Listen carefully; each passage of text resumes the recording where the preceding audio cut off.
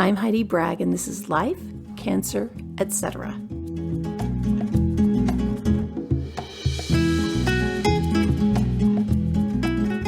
My goal with this podcast is to connect you with stories and resources that help you feel happier, more resilient, and less stressed, especially when you're going through hard times.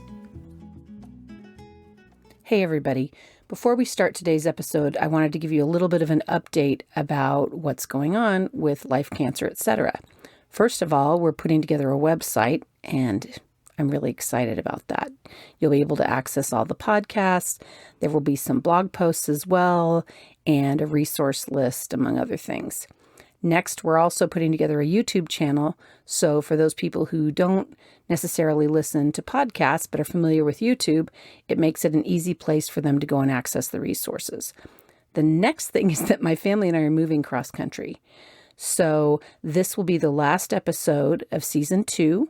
We will start season 3 on or around August 1st.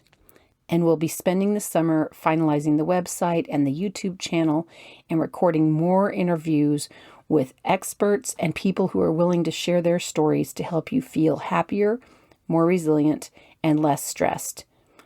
I think it's really important that people know that they're not alone and that they know that even when things are really hard, they can still be good.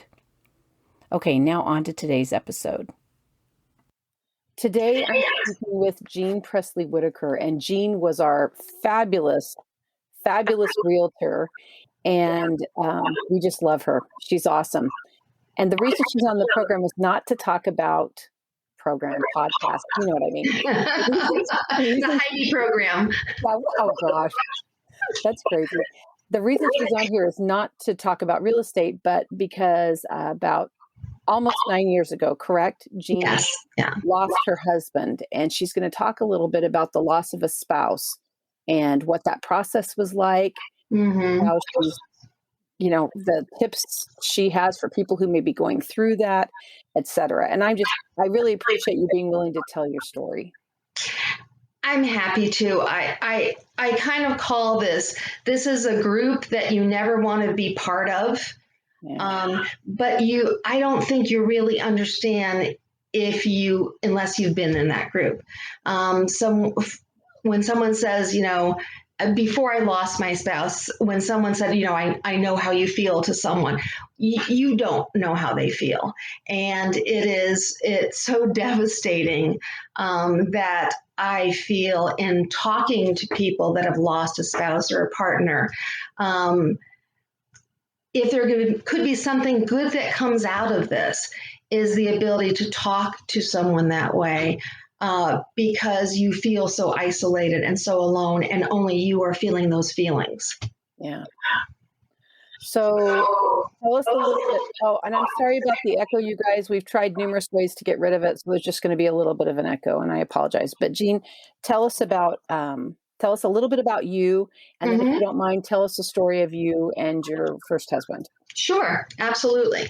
Well, I grew up in Connecticut, moved to Florida in my early 30s. I was married in my late 20s, and we moved down to Florida. My parents had retired here, and we kind of left corporate life, and I started in real estate, and my late husband actually had been a vice president with a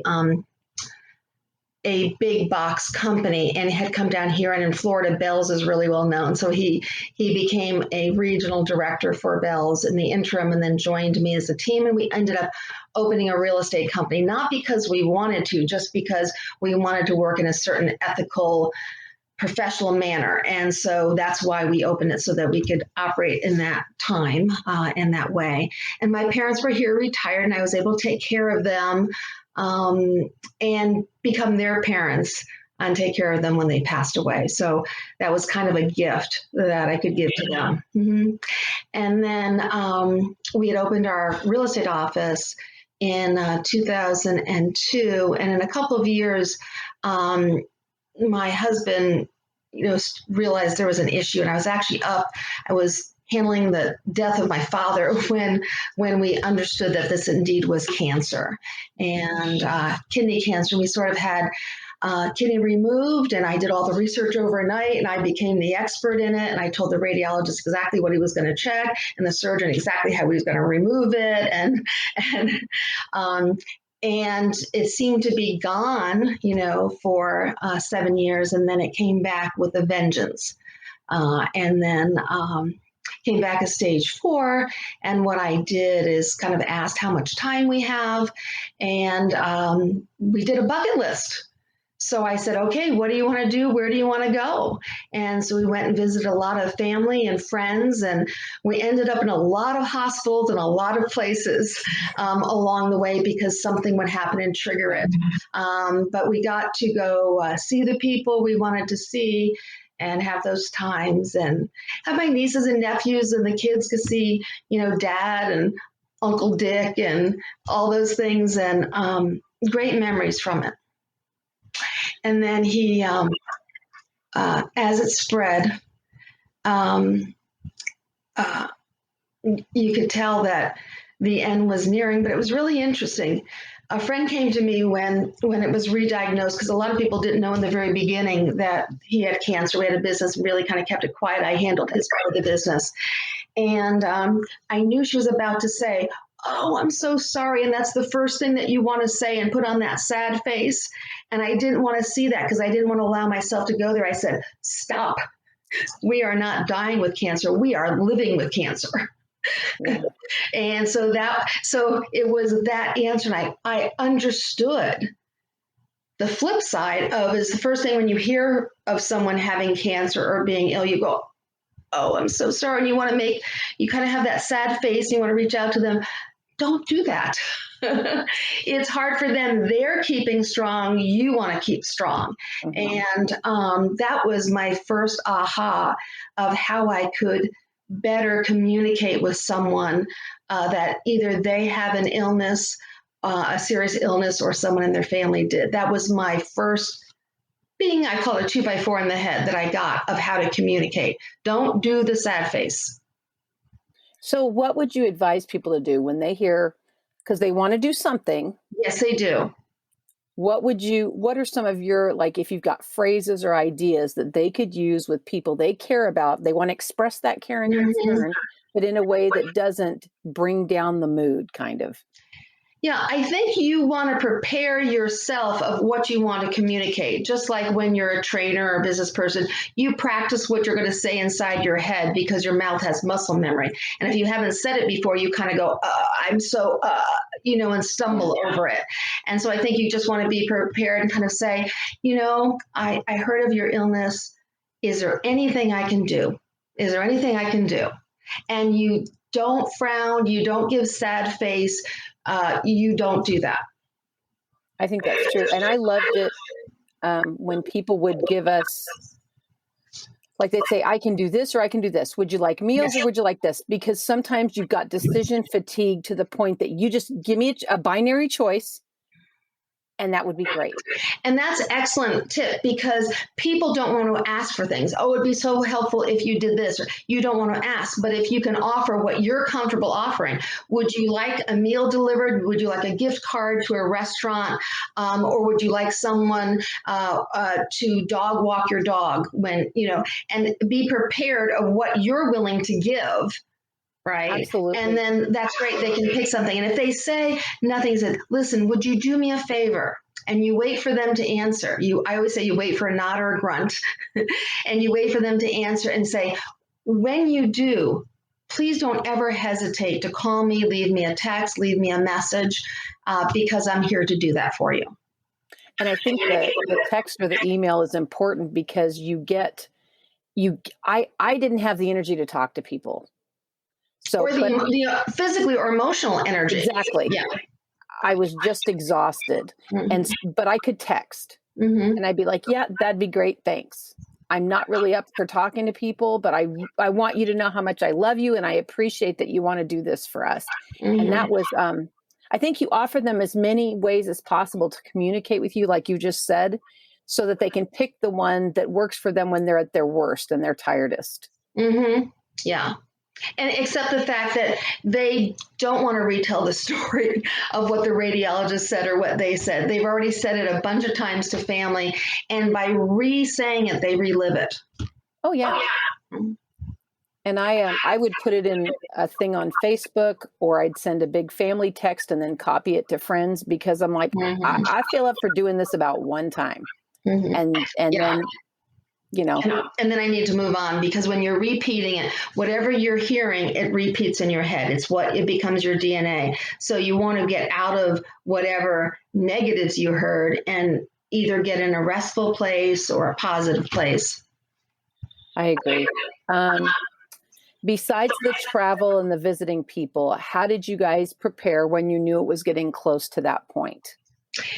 It's really interesting is I really took my tips from him, from my late husband, is if he wanted to talk about it, I let him talk about it. If he didn't want to, he was a very private person. And although we were married for 28 years, he didn't want to talk about it. He didn't want to talk about it. And I honored that. If he didn't want to talk about it, I think the only thing that was said to me, and we were driving to a restaurant. I was taking him to all kinds of good restaurants. We were driving down to Boca Grande and to a restaurant we really like. And he put his hand on my leg and he said, "You won't let me suffer, will you?" And I said, "No, I won't." All right, that's making me It's really, I wanted to take the lead from him. And I think then the hardest thing I had to tell him eventually was that I was having a nurse come to the house. And he nodded. And I had to tell him, it was the hardest thing, it is hospice. And he said, "I don't want to leave you alone." It's a hard one to lose. Yeah. Yeah. I don't know about your experiences with hospice, but in our family, with my sister, with my father, with friends, they have been a godsend for us as far as managing the meds and everything else they do for the support people. Yes, for me, I can't even imagine. I was able to keep him home, and he was able to pass away at home. I've only heard one person that there was a mix-up between, in another location, mix-up between doctors and hospice. Don't assume that the doctors communicate with hospice. Be proactive. If you're a caregiver, you have to be that medical advocate. You have to learn what that is. You research it. You bring a list of questions and ask the doctor. Look at your, the one you're caring for and say, "Gee, I noticed this," or "I noticed this." I was able to bring him in and say, "Is this shingles?" "Oh, yes, it is. Let's address it." "Is he dehydrated?" "Okay, let me leave the port in. I'll bring him in every morning for some IV fluid." Mm-hmm. You can be proactive. One of the things I learned over time is doctors are not gods. No, they're human beings. Yes. And I think we expect them sometimes to operate at this godlike level, but we have to take into account the fact that they're humans. They have a specific area of expertise, but they don't know everything in the world, and we shouldn't expect them to. We have to take responsibility. Exactly. And not in a derogatory or negative way. You want to ask questions. And one of the best things I've learned over the years caring for my mom, my dad, my late husband, others in my family is when the doctor gives their prognosis or this is the action you should take, and I figure out how that person would be aged to that doctor, whether if this were your mother, if this was your sister that you really liked, a sister that you liked, what would you tell her to do? And all of a sudden the doctor's kind of going, I always kind of joke around about it first, as if this were your mom and you liked your mom, or this was your sister, your brother. I say the exact same thing. And you liked them, because that kind of breaks the ice for them. I go, what would you have them do? And I do this. I actually lean back and I just wait. Because then they're taking this person out of their role of, here, I'm telling you this and I have to deliver this news, to, oh my gosh, if this were my sister or my brother that I really liked, what would I have them do? What would I tell them, the positives and the negatives of something? And I've always done that. And I think unfortunately, I become the caregiver person for the whole family when they go to a surgical. I just did a surgical thing with my sister-in-laws. Is you ask those questions because you want to really understand. Here's this treatment. What would they recommend to someone in their family? Right. I love that. And it's so funny that you said that, because I said the same thing. If this were your sister and you liked your sister, you've got to put the like in there. Yeah. And it does. It breaks the ice. It gets them to think of you as a person. And they get invested in you as a person as your care goes on. And I love that, because when you walk in there, I mean, it's just like somebody walks into your office and says, I want to buy a house. You don't know those people. But once you get to know them, you understand more of what their goals are. You understand more of what their likes and dislikes are and areas of concern for them. And I just think that's a really good idea about how to personalize your medical care. And you've got to remember, on the flip side, you're seeing nurses and receptionists and doctors that are sometimes giving this terminal news. This is what they do a lot. Mm-hmm. And they have to emotionally detach themselves. And so what you want to do is kind of in a nice way break down those walls and make this very personal, because you want that doctor or that nurse and even the receptionist, when they greet you, to know who that person is. It was a world of difference when I was bringing Dick in for chemo and radiation checkups, that they knew who he was and they joked with us as we came in. And because that was a huge part of our life. And so one of the things that I did when Dick passed away is I had done a video memorial with music, and to the oncologist staff and to the radiologist staff and the cardiologist staff, I got chocolate covered strawberries and on a silver platter and the CD. And I wrote a note. I said, you gave us a gift of 18 months, and you allowed me to take him and get fresh croissants and blackberries, and you allowed this to happen, you allowed this to happen. I said, just remember how hard it is every day for you and the gift that you give to your patients and their family. Oh, Jean, that's beautiful. They need to hear that, because I can't even imagine being in that role every day, knowing that person may not come back. Yeah. Yeah, it's a huge toll. I think it takes a very special kind of person to work in oncology. It is a gift that they give to us, and I can't even imagine the weight on their shoulders. So I wanted to let them know what a gift they gave to us. I love that. Mm-hmm. I'm not planning on going anywhere anytime soon. Don't. 20 years from now. You're our favorite. We like you. It's one of the ones we like. Thank you. No, but I 20, 30 years from now, whenever that happens, mm-hmm. I love that, because the people that helped me, and we had to be really aggressive because of the kind of cancer, especially the cardiac one, the middle one, but we had to be really aggressive with it. And there was a chance that could have killed me, whether it was the really hard chemo or the really intense radiation directly to the heart. It's not something they normally do. Mm-hmm. And I love these people for being willing to try. And 3 years later, I'm here. And as far as we know, cancer free. So, yeah. Absolutely. Oh. Okay. So, are there any things you wish you'd known ahead of time, or that you would do differently if you had to go through a similar experience? You had sent that question over to me, and I don't know if I would have, other than is once you or a family member is diagnosed with cancer and you've had it, treated or whatever, I wouldn't ever let them extend your next checkup to a year. I would always say 3 months or 6 months. I don't care what the doctor says. That makes sense. Mm-hmm. Yeah, you're not the only person that has said something similar. And I'm on every 3 months now. Mm-hmm. But I have weird stuff crop up all the time that they have to check. And guess what? They found another cancer because I was on that every 3 months, and that cancer's now gone. Yeah, and I don't care what the doctor says or what the nurse says or anything else. You go, that's okay. This is really important to me that we do this. And you just smile and just keep standing there until they book that appointment. Yes, killing them with kindness until they Kill do them what with you want. kindness.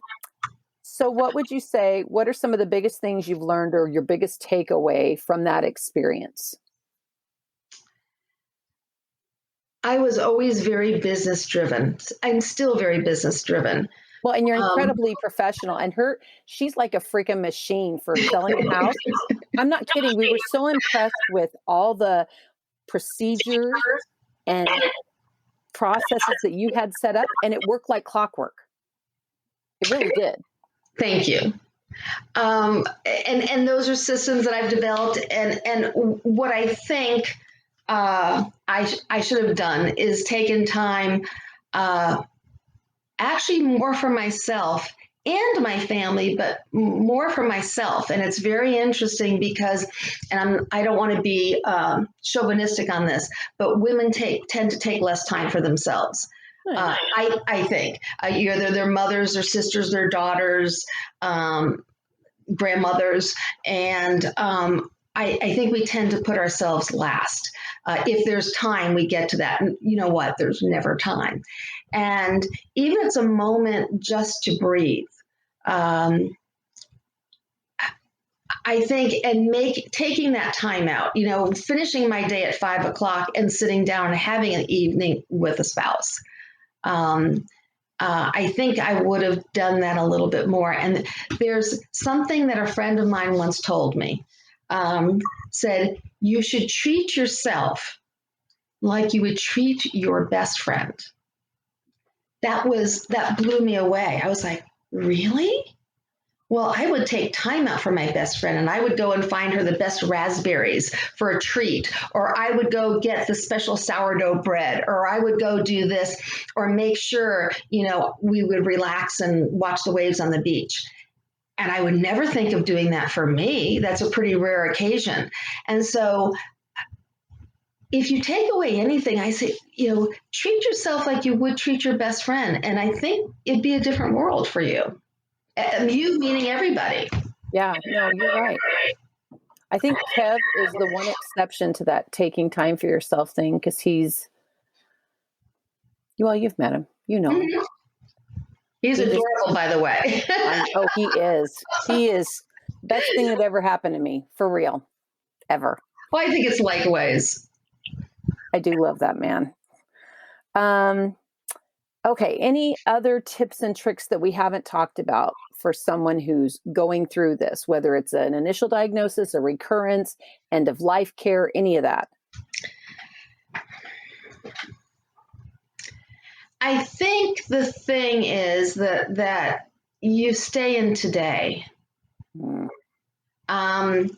And someone once said this to me, and it's more graphic than I would ever think of, but I think it actually does put it in perspective. Someone said, imagine you're standing upright and you've got 1 foot, right, in yesterday and 1 foot in tomorrow, right? And he said, if you do that, you're peeing on today. Is that not like the best visual?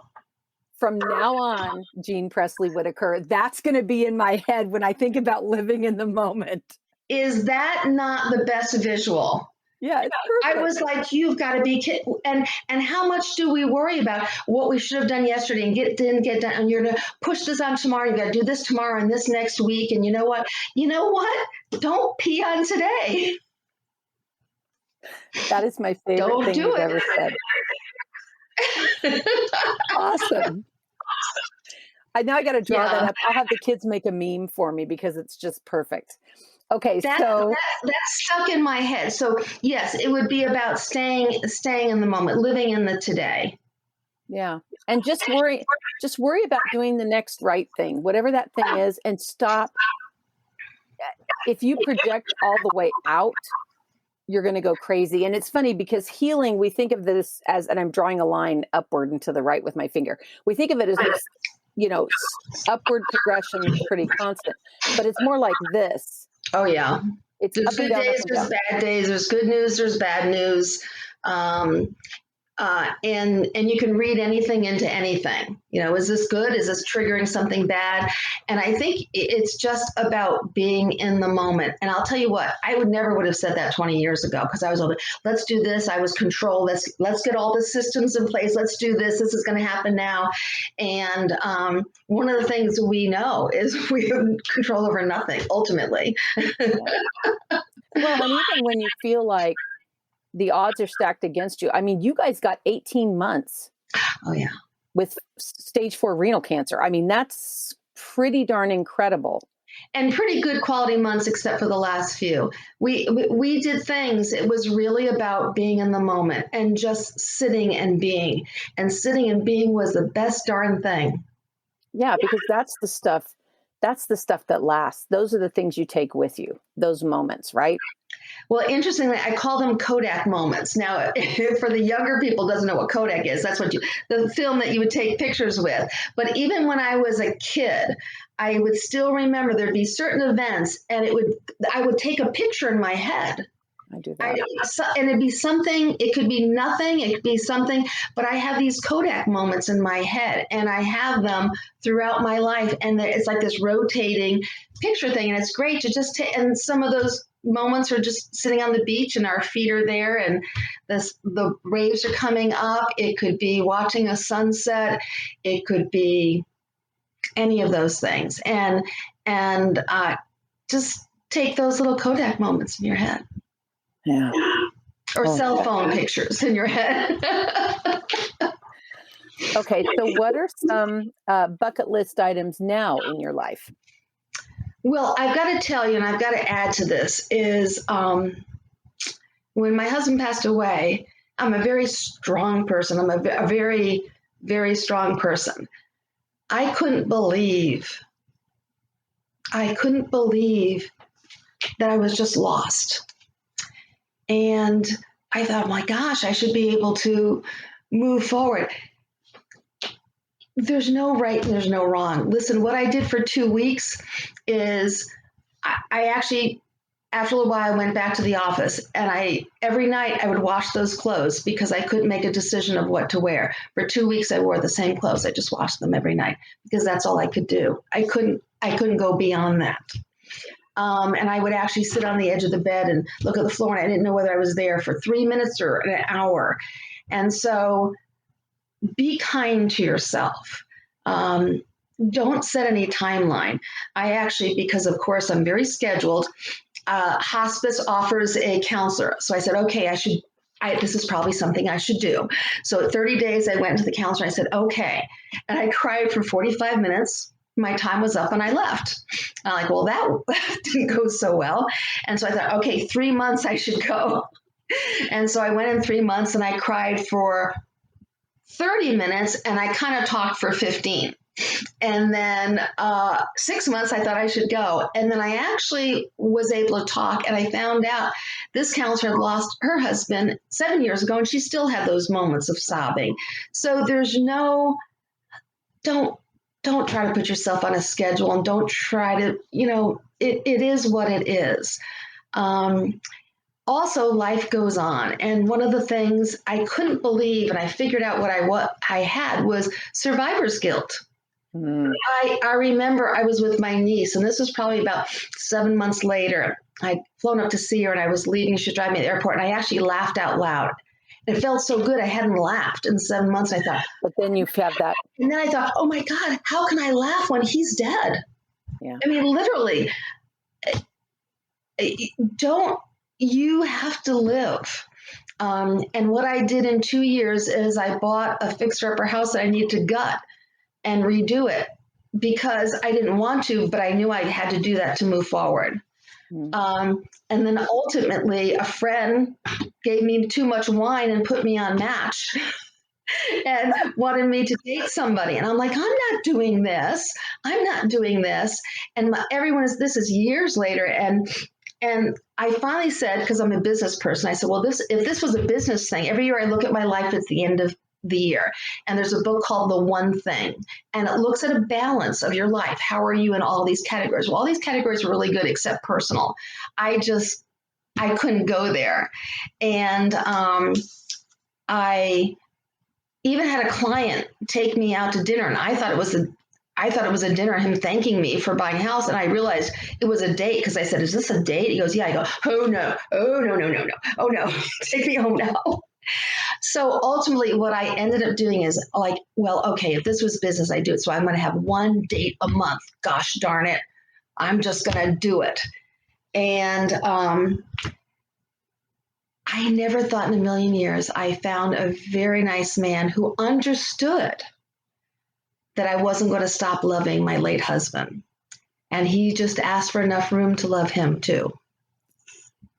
And You're making me cry. It took me a while to be able to do that. And my family and friends were like, "Jean, come on, come on." And we're married. So, and he's a wonderful man, and I'm so lucky to have two wonderful men in my life. And that's more than I deserve, and it's more than a lot of people ever get. Thank you. But it's just to say that you haven't died. Yeah. And they wouldn't want you to act like you had. No. Right? No. I mean, that was Dick's thing. He said, "I don't want you to be alone." And so I guess the thing that I can say to everybody is be kind to yourself and be okay. There's no specific thing that you have to do at any specific time. There's no right, there's no wrong.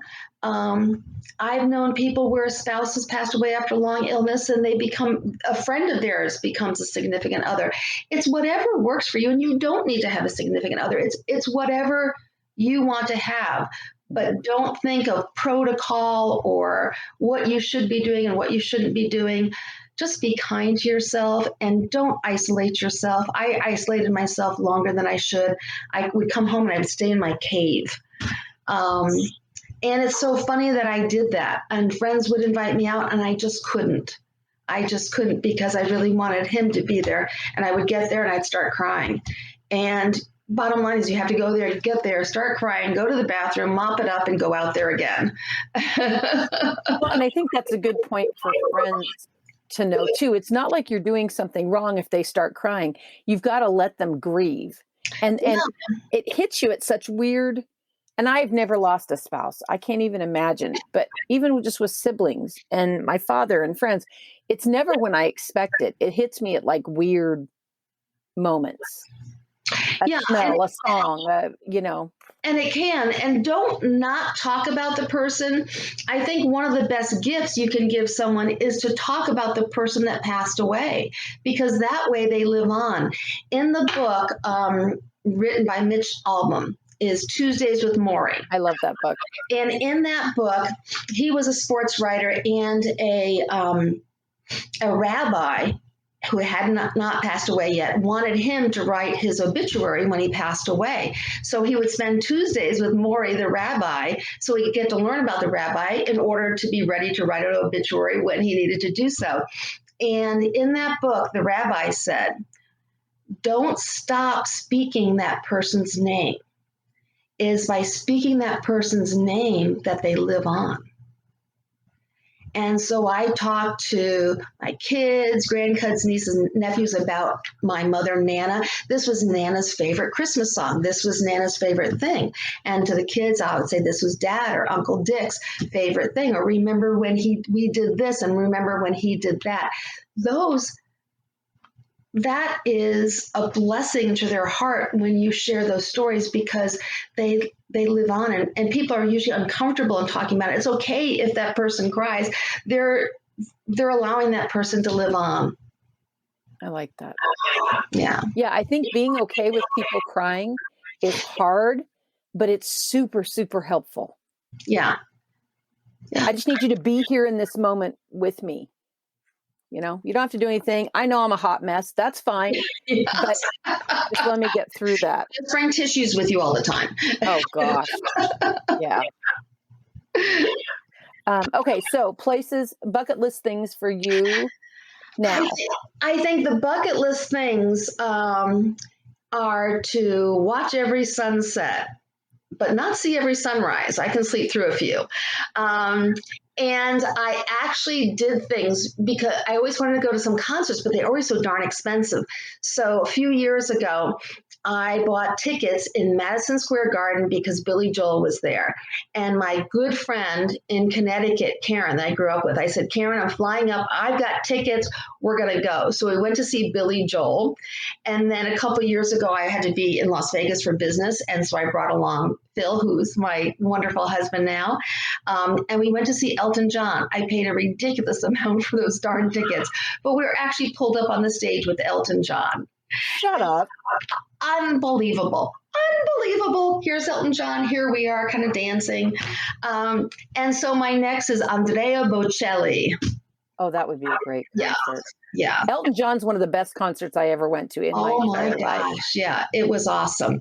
So I think there's things that I put aside because I would never spend that money on me, or something as frivolous. So I'd saved up, and these are life experiences, and they're so fun. I did it with people that I love that would really enjoy that moment. To me, it was a gift to them, and it's also a gift to me. No, I love that. Yeah. My friend Elizabeth has bought tickets for us. She loves Pet Shop Boys, and I like them too. But we went in Vegas before I had the second cancer. And then she bought tickets. It's going to be at the Hollywood Bowl, I think in October, November. Awesome. And I've always wanted to go to a concert at the Hollywood Bowl. So we're going to go down with her friend Julie and my friend Steph, and it'll be great. Yeah, it's great things to have those planned. Yeah. What's your favorite place to be, or places? Wherever I am right now. Wherever I am, that's my favorite place to be because I make the best of every moment. Is if I'm working with a client, that's my best moment then. If I'm waking up and shutting off the alarm and can lay there another 5 minutes, that's my best 5 minutes. What I'm going to do now is I'm going to go sit out on lanai with my husband, Phil. That's going to be my best moment. I love that. And again, you're not peeing on today, Jean. I am not. No peeing on today. That is seriously the best visual ever. And it is a visual. Oh, yeah. No, well, thank you for being willing to do this. Because we met Jean. She came to our house. We were all masked up and we were out on the lanai talking. And I just thought, because she was recommended to us by our therapist, who is fabulous, and they are friends. And she said, you got to meet my friend Jean. And you were a little wary. You were a little wary of that realtor persona. Yeah, because I was wary until we met you. Once we met you, I was like, she's going to be just fine. But there are a lot of realtors we've had over the years that that have approached us about selling our house. And I'm just like, no. Jean's just very genuine and straightforward and smart. And also, you're just a good soul. You're just a good soul. Well, you meet certain people as clients, and there's people that then become your friends, and there's a small group and you're in that group. And it's you can tell when you click with people and that they care and you care. Well, absolutely. And when you and Phil want to travel to the West Coast, you have a place to stay. You're on, sister. Awesome. Thanks so much, Jean. Thank you. See why we love Jean? It's completely obvious. She's got a very bubbly, infectious personality. She's incredibly skilled and gifted at what she does for a living. And she has this amazing heart that's just kind and loving and willing to share. I really, really appreciate her sharing her experiences to help us all get the most out of life, however long that is.